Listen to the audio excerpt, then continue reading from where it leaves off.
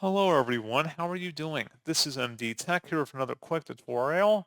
In today's tutorial, I'm going to show you guys how to go about disabling motion sensor permissions on the Google Chrome web browser.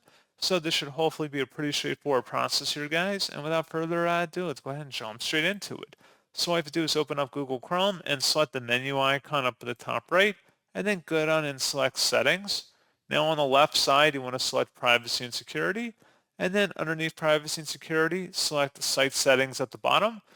And then underneath permissions, go down and expand additional permissions.